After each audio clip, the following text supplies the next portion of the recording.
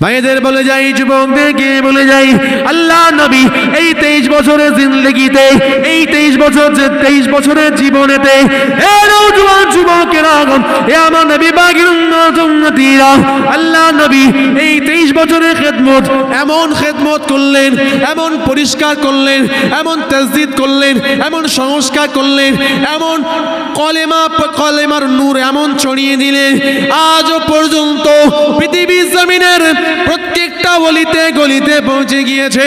পৃথিবীর জমিনের প্রত্যেকটা গ্রামে গঞ্জে, প্রত্যেকটা পাড়াতে পাড়াতে, প্রত্যেকটা বাড়ির দরওয়াজায় আল্লাহ পাক রব্বুল আলামিন কোরআনকে পৌঁছে দিয়েছেন, দ্বীনকে পৌঁছে দিয়েছেন, সারা শরীয়তকে পৌঁছে দিয়েছেন। হে নওজোয়ান যুবকেরা, হে আমার নবী পাকের উম্মতীরা, আল্লাহ পাক রব্বুল আলামিনের হুকুমে আল্লাহ নবীকে আল্লাহ পাক কবুল করে নিলেন। সারা পৃথিবীর জমিনে আল্লাহ পাক দ্বীনকে পৌঁছে দিলেন, সারা শরীয়তকে পৌঁছে দিলেন। প্রত্যেকটা অলিতে গলিতে পৌঁছে গিয়েছিল। প্রত্যেকটা মসজিদের আজানে আল্লাহ পাকের নবী মুহাম্মদুর রাসূলুল্লাহকে সাল্লাল্লাহু আলাইহি সাল্লামের নাম হচ্ছে, আজানে হচ্ছে আশহাদু আন্না মুহাম্মাদুর রাসূলুল্লাহ। মাত্র 23 বছরের খেদমত। আল্লাহ পাক আমাদের নবীকে কেমন নবী করে পাঠালেন। সেই নবীর উম্মতি আমি আপনি। আমাদের ভাবনা চিন্তা করতে হবে, আমাদের করতে হবে। অন্য কেউ করবে না।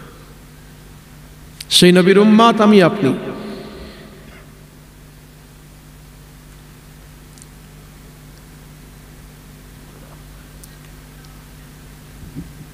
আজকে আমরা রাহমাতাল লিল আলামিন, শাফিউল মুজনবিন, খাতামুন নবিয়্যিন ওয়াল মুরসালিন, হাবিবে লবিবে তাবিব জনাবে মুহাম্মদ মুস্তাফা আল আরবি সাল্লাল্লাহু আলাইহি সাল্লামের উম্মতি। কেমন উম্মতি, কেমন নবী, তার উম্মত কেমন, কতটা আমাদের কথা তিনি চিন্তা ভাবনা করেন, কতটা আমাদের ভাবনা চিন্তা করেন তিনি। আজ থেকে 1400 বছর আগে রাহমাতাল লিল আলামিন সাহাবায়ে কেরামদেরকে নিয়ে বসে আছেন, সাহাবায়ে কেরামদের নিয়ে বসে আছেন। আজ থেকে 1400 বছর আগে সাহাবাদেরকে বলছেন, ও আমার সাহাবারা, বলো তো আশ্চর্য ঈমানটা কাদের?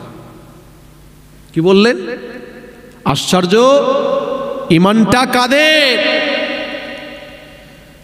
সাহাবারা বললেন, ইয়া রাসূলুল্লাহ, ইয়া হাবিবাল্লাহ, হুজুর, আমাদের মনে হয় আল্লাহ পাকের ফেরেশতাদের ঈমানটা হলো আশ্চর্য ঈমান।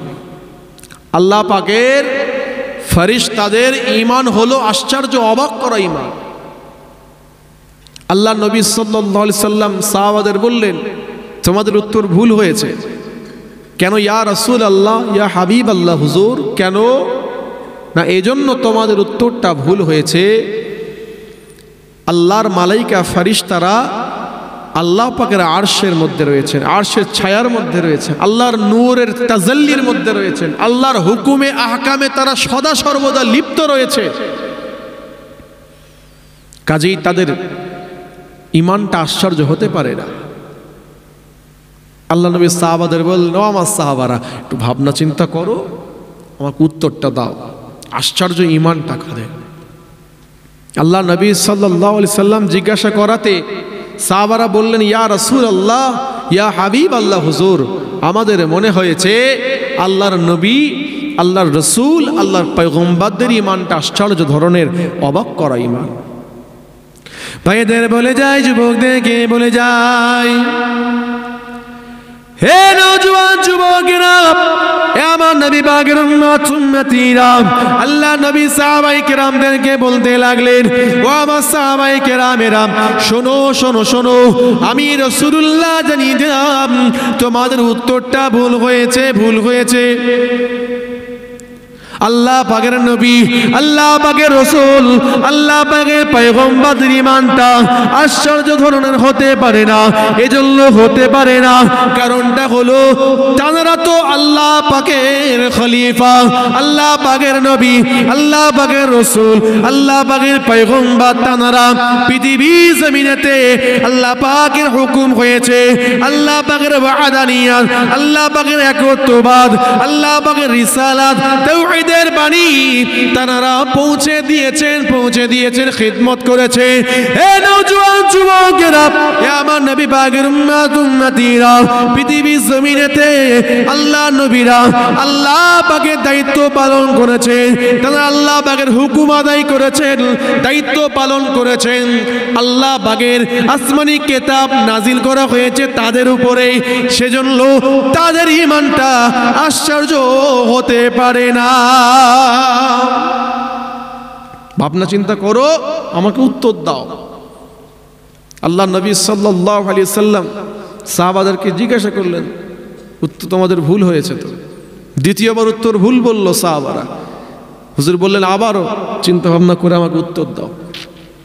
সাহাবায়ে কেরামেরা বললেন, ইয়া রাসূলুল্লাহ, ইয়া হাবিব আল্লাহ, হুজুর আমাদের মনে হয়েছে আমরা আপনার গুনাহগার সাহাবা, আমরা আপনার গুনাহগার সাহাবা, আমাদের ঈমানটা হয়তো আশ্চর্য অবাক করা ঈমান হতে পারে, আমাদের ঈমানটা হয়তো আশ্চর্য অবাক করা ঈমান।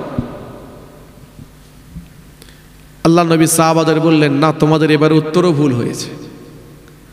সাহাবারা অবাক হয়ে গেলেন। হুজুরকে জিজ্ঞাসা করছেন কারণ? আমাদের ঈমানটা অবাক করা নয়, তাহলে কাদের ঈমানটা আশ্চর্য ধরনের? আল্লাহ নবী সাহাবাদের বললেন, ও আমার সাহাবারা, শোনো, তোমাদের ঈমানটা আশ্চর্য এজন্য নয়, কারণ তোমরা তো আমারই সাহাবা। একবার জোরে বলা গেল না সুবহানাল্লাহ? তোমরা তো আমি রাসূলুল্লাহকে সচক্ষে সামনে থেকে দেখেছো, আমি রাসূলুল্লাহর সমস্ত মুজিজা তোমরা দেখেছো। আমি রাসূলুল্লাহ চাঁদকে ইশারা করেছি, চাঁদ দ্বিখণ্ডিত হয়ে গিয়েছে, তোমরা দেখেছো। আমি রাসূলুল্লাহ গাছকে ইশারা করে ডেকেছি, গাছ এসেছে আমার সামনে দাঁড়িয়েছে, তোমরা দেখেছো। আমি রাসূলুল্লাহ সূর্যকে ইশারা করেছি, সূর্য আসরের ওয়াক্তে উদয় হয়েছে, পুনরায় ফিরে এসেছে, এটাও তোমরা দেখেছো। আমার সমস্ত মুজিজা তোমরা দেখেছো, ঈমান এনেছো, নূরের কলেমা পড়েছো। তোমাদের ঈমানটা আশ্চর্য অবাক করা ঈমান এজন্য নয়, কারণ তোমরা আমার হাতে হাত দিয়ে আমাকে সচক্ষে দেখে, আমার সবকিছু দেখে ঈমান এনেছো। সেজন্য বলছি তোমাদের উত্তরটা এবারেও ভুল হয়েছে। সাহাবারা বললেন, ইয়া রাসূলুল্লাহ, ইয়া হাবিবাল্লাহ, হুজুর আমাদের ইলমের মধ্যে, আমাদের জ্ঞানের মধ্যে আর নাই, হুজুর আপনি আমাদেরকে একটু বলুন, আমাদেরকে একটু বলে একটু উপকৃত করুন। আল্লাহ নবী সাহাবাদেরকে বলতে লাগলেন, ও আমার সাহাবারা, শোনো শোনো শোনো, আমি রাসূলুল্লাহ জানিয়ে দিলাম, আমি হাবিবুল্লাহ ঘোষণা দিয়ে দিলাম। হে নওজোয়ান যুবকেরা, হে আমার নবী পাকের উম্মতিরা, আল্লাহ নবী সাহাবায়ে কেরামদেরকে বলতে লাগলেন, ও আমার সাহাবারা, শোনো শোনো শোনো, আমি রাসূলুল্লাহ জানিয়ে দিলাম, আমি হাবিবুল্লাহ জানিয়ে দিলাম, আজ থেকে নিয়ে সুম্মা তুবা, সুম্মা তুবা, সুম্মা তুবা। হুজুর আমার তিনবারে শব্দ ব্যবহার করলেন, সুম্মা তুবা, সুম্মা তুবা, সুম্মা তুবা লিমান রাআনি ওয়া আমানা বি।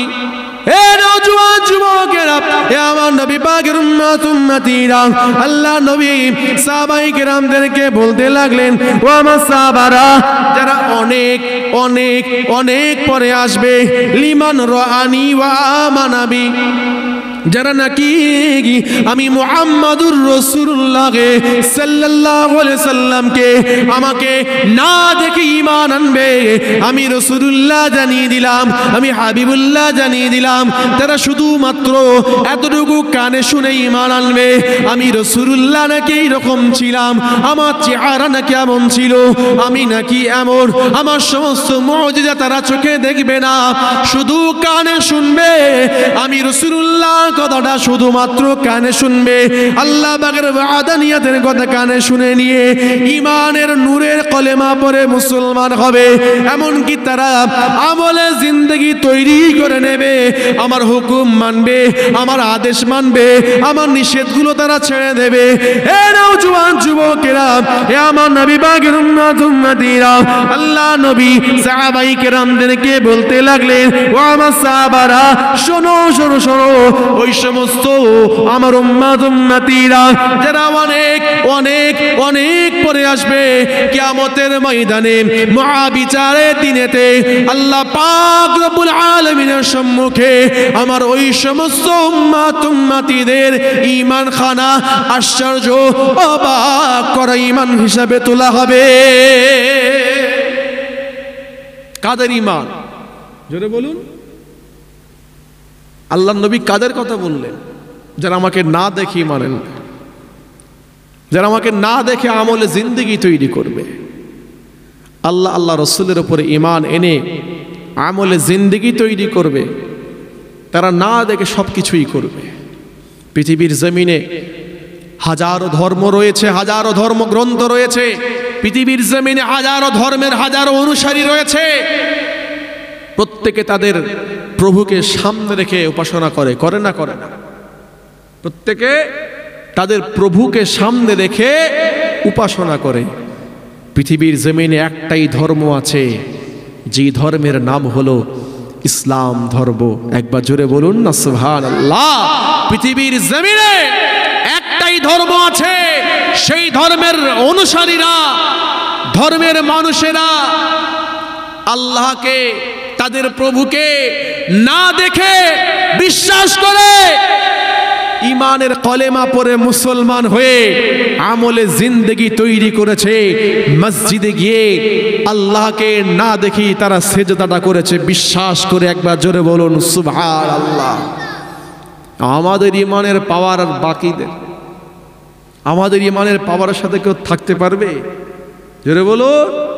আমাদের ঈমানের সাথে কোনো কম্প্রোমাইজ নেই। আমল কম হোক কিন্তু বেঈমান না হয়ে যায়, খেয়াল রাখতে হবে। আজকে আমাদের ঈমান কমজোর হয়ে যাচ্ছে আস্তে আস্তে। যত দিন যাচ্ছে আমাদের ঈমান কমজোরি হয়ে যাচ্ছে। এদিকে খেয়াল রাখতে হবে ঈমান যেন কমজোর না হয়ে যায়। চারিদিকে লক্ষ্য করে দেখতে হয়। আজকে পৃথিবীর জমিনে একটা ধর্মের উপরে টার্গেট করা হচ্ছে না? হাজার ধর্ম রয়েছে, কোন ধর্মের উপরে আঘাত হয়নি, কোন ধর্মগ্রন্থ ছিঁড়ে ফেলা হয়নি, কোন ধর্মের মানুষের উপরে অত্যাচার করা হয়নি, অন্যায়ভাবে জুলুমবাজি করে তাদের জায়গা অধিগ্রহণ করা হয়নি, কারোর ক্ষমতা হয়নি অন্য ধর্মকে টার্গেট করা। পৃথিবীর জমিনে একটা ধর্মের উপরে টার্গেট করা হচ্ছে, একটা ধর্ম গুরুদের উপরে আঘাত করা হচ্ছে, টার্গেট করা হচ্ছে, একটা ধর্মের ধর্মগ্রন্থকে ছিঁড়ে ফেলা হচ্ছে, পুড়িয়ে দেওয়া হচ্ছে।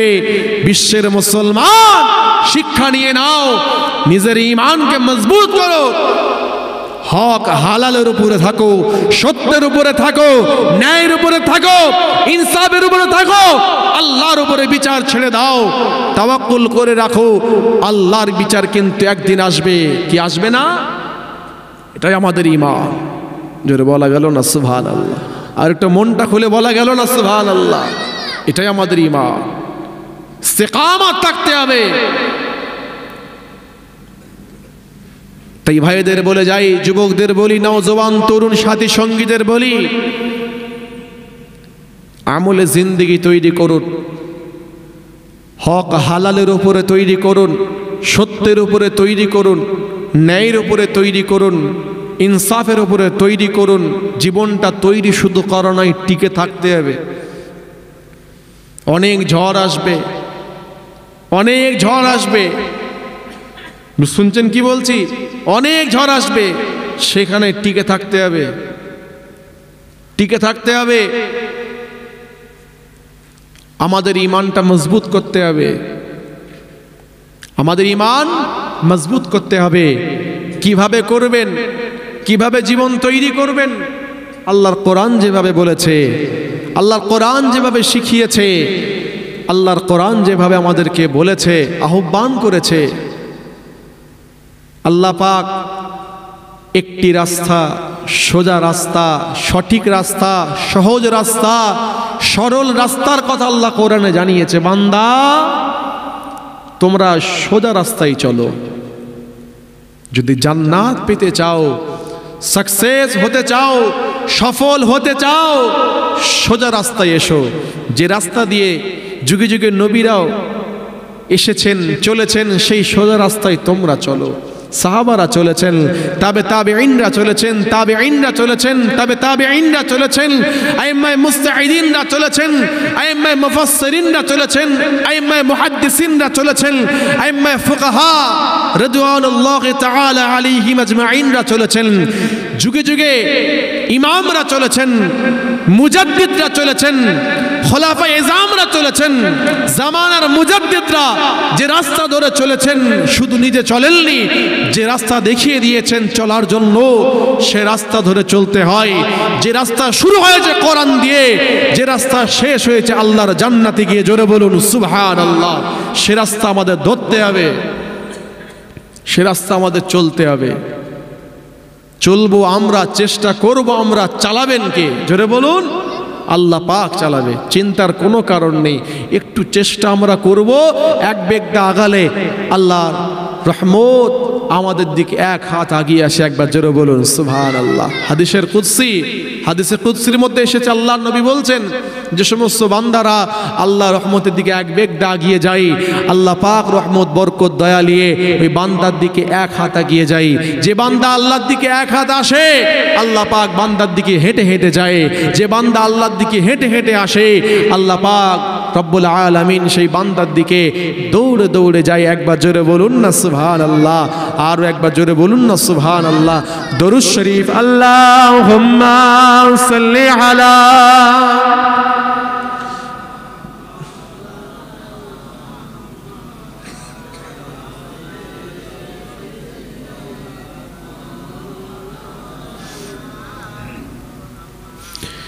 যদি নাত লিখতে লিখতে, যদি নাত লিখতে লিখতে চোখে ঘুম চলে আসে, তুমি ঘুম পাড়িয়ে দিও রাসূল শিওরে এসে। জোরে বলা গেল না? আপনারা অখুশি নাকি? আপনারা কি রাগ করছেন নাকি আমার উপরে? যে কতজন শুনতে চান না, হাত তোলেন তো দেখি। আপনারা শুনতে চান না? আপনারা শুনতে চান না? আমি বলেছি কতজন শুনতে চান না, হাত তোলেন। যে আমি বলাতে ব্রেক মারবো না, আপনারা কি শোনাতে বাম্পার লাগাবেন না নাকি? যে খুব খেয়াল করে রাখতে হবে। আজকে আমরা এই জন্যই তো মরিছি, তাই তো নাকি? যে সব জায়গায় আবেগ, তাড়াহুড়ো, হুবে। যে পরিবর্তন হন, ঠিক করুন, ব্রেকে পা রাখতে হবে, ব্রেকে পা রেখে চলতে হবে, বিবেক বুদ্ধি দিয়ে চলতে হবে। আল্লাহ পাক আমাদের সেই সমস্ত বিবেক বুদ্ধি বিবেচনা করে চলাফেরা করার, ওঠা বসা করার তৌফিক দান করে। পড়ি সকলে আল্লাহুম্মা আমিন। কতজন শুনতে চান একটু দেখি, হাতটা তোলেন তো দেখি। আর একটু ভালো করে হাতটা তোলেন তো দেখি। দুজন তো হাফ নামিয়ে রেখেছে, ভালো করে তোলেন দেখি, আমি দেখবো। তাকবীর দেন, নারে তাকবীর। হ্যাঁ, রাত 12টা বেজে গেছে, তাহলে এই আওয়াজের 12টা বাজলো কেন? হাত তোলেন, হাত তোলেন, নারে তাকবীর। হয় না। সামনে যারা সব চুপ করেন তো, পিছনে ভাইরা ফাঁকি ফাঁকি মারছে। যা যাচ্ছে সামনের ওপর দিয়ে যাক না, আপনারা চুপ করেন। পিছনে ভাইরা আপনারা আওয়াজ দেবেন, নারে তাকবীর। সবাই একসাথে নারে তাকবীর। সিলসিলায়ে হক ফুরফুরা শরীফ, সিলসিলায়ে হক মুজাদ্দিদুজ জামান, আহলুস সুন্নাত ওয়াল জামাআহ, আহলুস সুন্নাত ওয়াল জামাআহ। নারে তাকবীর। হাত নামিয়ে দেন। মাশাআল্লাহ, মাশাআল্লাহ। কবিতার ভাষায় বলছে, যদি নাত লিখতে লিখতে চোখে ঘুম চলে আসে, ঘুমটা পড়িয়ে দেবে কে গো? যেটা বলা গেল না সুবহানাল্লাহ। কবিতার ভাষায় বলছে, যদি নাত লিখতে লিখতে, যদি নাত লিখতে লিখতে চোখে ঘুম চলে আসে, তুমি ঘুম পাড়িয়ে দিও রাসূল শিওরে সে। যদি নাত গাইতে গাইতে, যদি নাত বলতে বলতে চোখে ঘুম চলে আসে, তুমি দেখা দিও রাসূল আমায় স্বপ্নে সে। আমি শব্দ গাথি গানে তোমার ভাবনায়, কত সুর মেখে যে তারে মনের মতো সাজাই। আমি শব্দ গাথি গানে তোমার ভাবনায়, কত সুর মেখে যে তারে মনের মতো সাজাই। যদি মনের মতো গাথা, যদি মনের মতো গাথা মনের মতো না হয়, যদি মনের মতো গাথা মনের মতো না হয়, মনের মতো সাজিয়ে দিও না তোমার সে। যদি নাত লিখতে লিখতে, যদি নাত লিখতে লিখতে চোখে ঘুম চলে আসে, তুমি ঘুম পাড়িয়ে দিও রাসূল শিওরে সে। যদি নাত গাইতে গাইতে, যদি নাত বলতে বলতে চোখে ঘুম চলে আসে, তুমি দেখা দিও রাসূল আমায় স্বপ্নে সে। আল্লাহুম্মা সাল্লি আলা।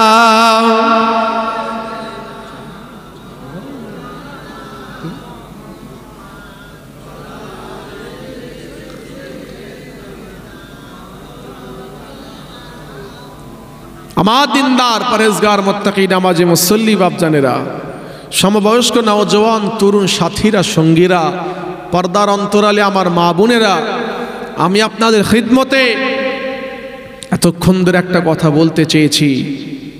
হুজুরের আশিক প্রমাণ দিতে গেলে হুজুরের সুন্নাত আদায় করে প্রমাণ দিতে হবে, সুন্নতি জীবন ব্যবস্থা তৈরি করে প্রমাণ দিতে হবে। শুধু মৌখিকভাবে, শুধু মৌখিকভাবে নবীর উম্মাত, নবীর আশিক বলে দাবি করলাম চলবে না, প্রমাণ দিতে হবে। কিয়ামতের দিন, বিচারের দিন তৈরি আছে, তৈরি আছে। সেই দিন আল্লাহর সামনে দাঁড়াবার জন্য প্রস্তুত আমাদের থাকতে হবে, সবাইকে প্রস্তুত থাকতে হবে। যে রাহমাতাল লিল আলামিন, শাফিউল মুজনাবিন, খাতামুন নবীন ওয়াল মুরসালিন সাল্লাল্লাহু আলাইহি সাল্লাম হুজুরের রেখে যাওয়া, দিয়ে যাওয়া যে সমস্ত আদেশগুলো আছে আমরা মানব, যে সমস্ত নিষেধগুলো আছে আমরা বর্জন করব। ধরা আর ছাড়ার মধ্যেই আমাদের ইসলামকে আমরা খুঁজে পাবো, দ্বীন শরীয়তকে খুঁজে পাবো, আল্লাহর দ্বীনকে খুঁজে পাবো। জি, আমাদের জীবনটা তৈরি করতে হবে, সেই রাস্তায় চলতে হবে। ইহদিনাস সিরাতাল মুস্তাকিমের রাস্তা, সঠিক সহজ সরল সোজা রাস্তায় আমাদের চলতে হবে। জীবনটা সেভাবেই চালু করতে হবে। যা হয়ে গিয়েছে গিয়েছে, যা হয়েছে হয়েছে, আর নয়। এবারে জীবনটা তৈরি করার সময় এসেছে, পরিবর্তন হওয়ার সময় এসেছে। পরিবর্তন করুন, নিজেকে একটু ঠিক করে নি, নিজেকে একটু গুটিয়ে নি, নিজেকে একটু গুটিয়ে নি। ভাবছেন আমি তো এত বছর ধরে এই গুনাহ করে আসছি, ভাবছেন এত বছর ধরে আমি এত গুনাহ করেছি, আল্লাহ কি আমায় মাফ করবেন? এই যদি এই চিন্তাটা করে থাকেন, এই চিন্তা কিন্তু একজন প্রকৃত ঈমানদার মুমিন মুসলমানের চিন্তা নয়, এই চিন্তা শয়তান আপনার মনে ঢুকিয়ে দিয়েছে। এই চিন্তা শয়তান ঢুকিয়েছে। আল্লাহ হয়তো আমাকে আর মাফ করবে না, শয়তান আপনাকে তার রাস্তায় নিয়ে গিয়েছে এই চিন্তা ভাবনা করিয়ে, এই ভাবনা চিন্তা করিয়ে আমল থেকে সরিয়ে রেখেছে, নামাজ থেকে সরিয়ে রেখেছে, রোজা থেকে সরিয়ে রেখেছে, হজ যাকাত কুরবানি তাসবিহ তাহলিল দান খায়রাত থেকে আপনাকে সরিয়ে রেখেছে, হালাল থেকে সরিয়ে রেখেছে, জায়েজ থেকে সরিয়ে রেখেছে, সত্য থেকে সরিয়ে রেখেছে, নেফাকের মধ্যে, নাজায়েজের মধ্যে, হারামের মধ্যে, শরীয়ত বিরোধী কাজের মধ্যে সদা সর্বদাই লিপ্ত করে রেখেছে শয়তান। আল্লাহর রহমত কি বলছে?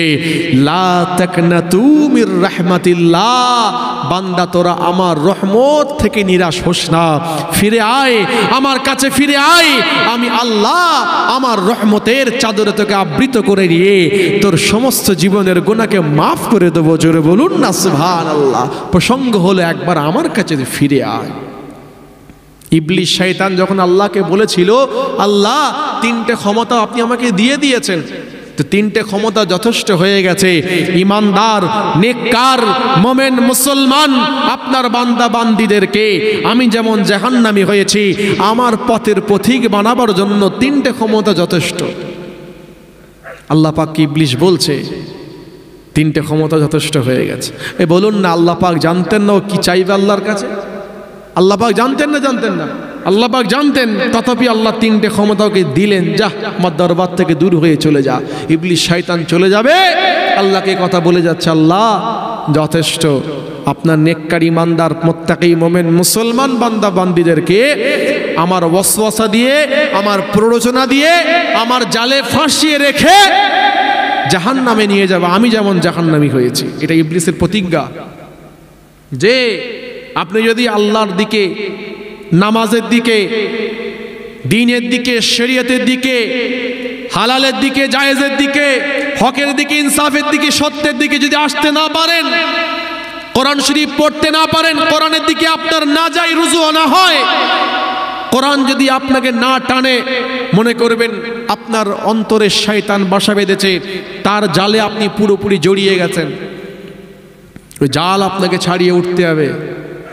এটা কিন্তু ইবলিস শয়তানের জাল, খুব ধৈর্যশীল। ইবলিস শয়তানের মতন ধৈর্য কারণ নেই। শুনছেন? একদিন হয়নি, পারলো না, ছেড়ে দিল। দুদিন হয়নি, পারলো না, 3 দিনের মাথায় কাবু করেই রাখবে। এই তো পরপর 4-5টা দিন, 1 সপ্তাহ দিন ফজরের নামাজটা জামাতের সাথে পড়লাম, মানে ওয়াসওয়াসা চলছে, আজান হচ্ছে, 8ম দিনের মাথায় আপনি ফজরের নামাজ আর পড়তে গেলেন না, মনে মনে ভাবছেন আমি তো একটানা 7 দিন ফজরের নামাজ পড়লাম, একদিন না হয় নাই পড়লাম, ঠিক আছে শুয়ে থাকি। সারাদিনে 5 ওয়াক্ত নামাজ তো আমি পড়ি, একদিন না হয় 1 ওয়াক্ত নামাজ আমার মিস হলো, তো কি হয়েছে? শয়তান ওয়াসওয়াসা আপনার অন্তরে দিচ্ছে, ওই 1 ওয়াক্ত থেকে 2 ওয়াক্ত 3 ওয়াক্ত করে পুরো না 5 ওয়াক্ত নামাজ আপনাকে কাজা করিয়ে ছেড়ে দেবে। ইবলিস শয়তান তার মিশন সাকসেস। সেজন্য বলছি, ইবলিস শয়তান আমাদের মধ্যে আছে, বাসা বেঁধে আছে, সেই তার জালে আমরা জড়িয়ে আছি, তার জাল আমাদের ছেড়ে উঠতে হবে। এটা একমাত্র ঈমানদার মুত্তাকি মুমিন মুসলমান যাদের ঈমান মজবুত আছে তারাই পারবে। এই ঠান্ডার সময় ফজরের নামাজ আজান হবে, সব কিছু কম্বল, লেপ, ব্ল্যাঙ্কেট ছেড়ে আমাদের ফজরের নামাজের জন্য উঠতে হবে। বলি ইনশাআল্লাহ। শয়তান আমাদেরকে না আকৃষ্ট করতে পারে, না আমাদের ধরে রাখতে পারে। আল্লাহ পাক সেদিন কি বলেছিল ইবলিস শয়তানকে?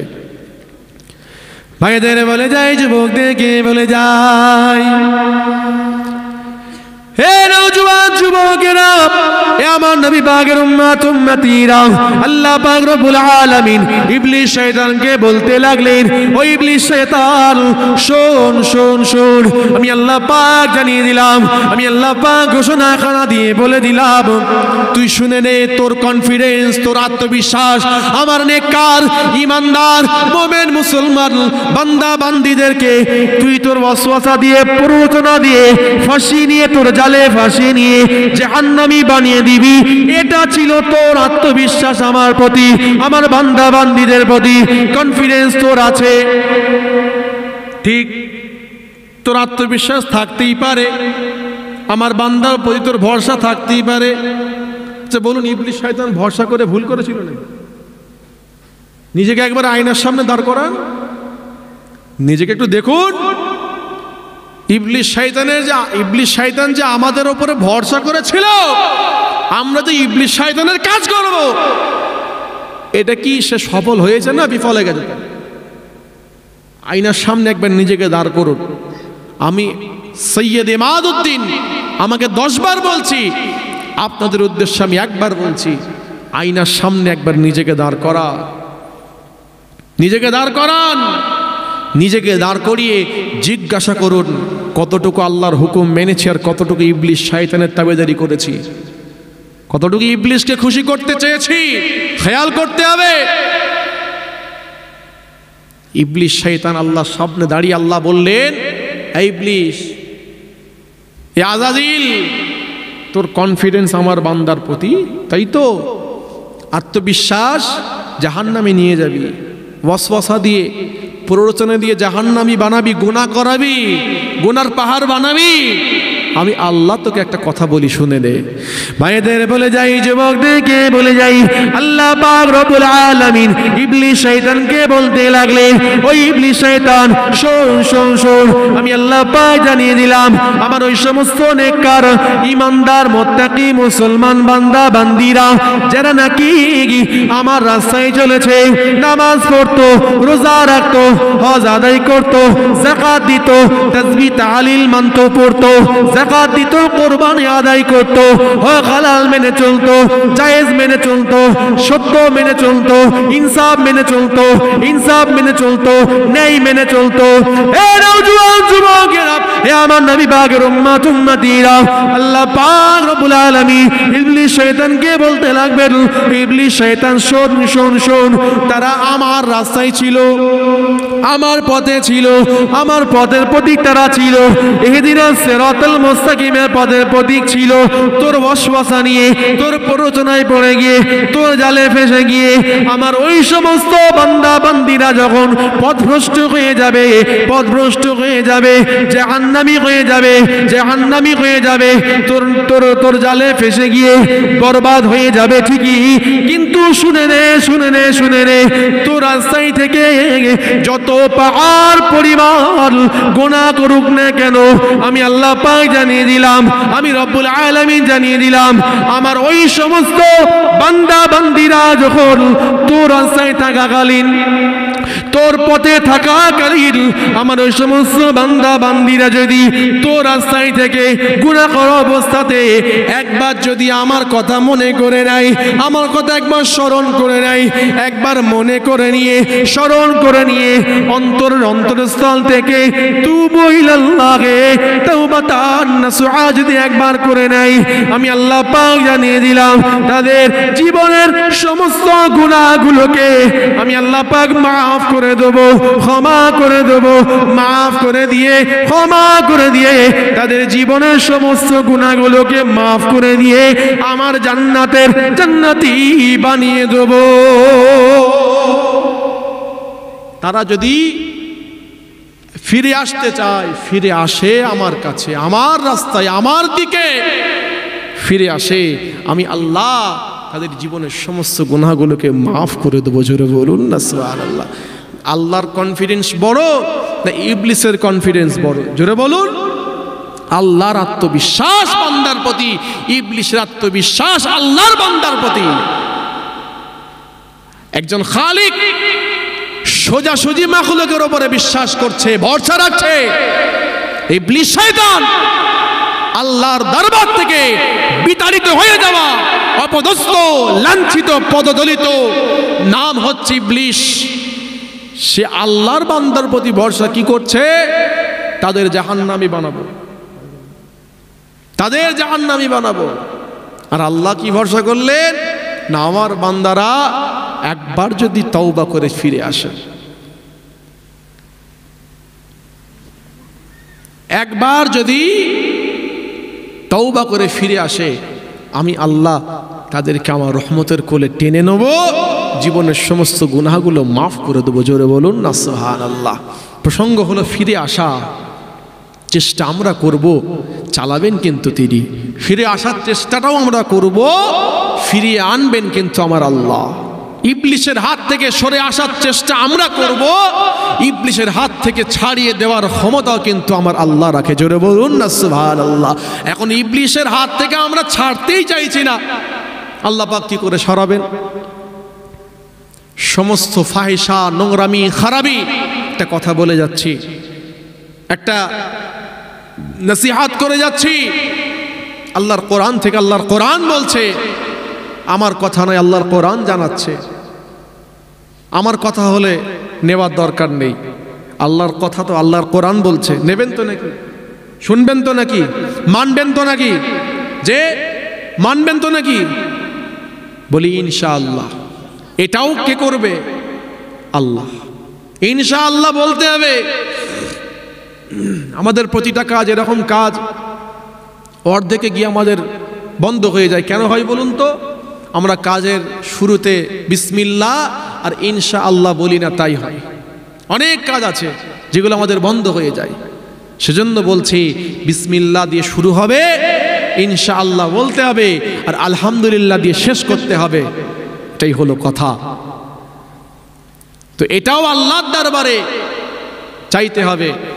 তো আল্লাহর কোরআন বলছে, খেয়াল করুন, বিসমিল্লাহির রহমানির রহিম, ইন্নাস সালাতা তানহা আনিল ফাহশাই ওয়াল মুনকার ইলা আখিরিল আয়া। যারা জীবনে গুনাহ ছাড়তে পারছেন না, ইবলিশ শয়তানের তাবেদারি ছাড়তে পারছেন না, ইবলিশ শয়তানের পেরেবি ছাড়তে পারছেন না, ইবলিশ শয়তানের কাছ থেকে আসতে পারছেন না, তার জালে জড়িয়ে গেছেন, পারছেন না নিজেকে সরিয়ে আনতে, একটাই আমাল করুন যেটা আল্লাহর কোরআন বলছে, ইন্নাস সালাতা তানহা আনিল ফাহশাই ওয়াল মুনকার। অবশ্যই অবশ্যই সালাত, আল্লাহর নামাজ, তানহা আনিল ফাহশাই ওয়াল মুনকার, আপনাকে সমস্ত ওয়াহিয়াতি, নোংরামি, খারাপি, ফাহিশা কাজ থেকে আল্লাহর নামাজই পারে আপনাকে সরিয়ে আনতে।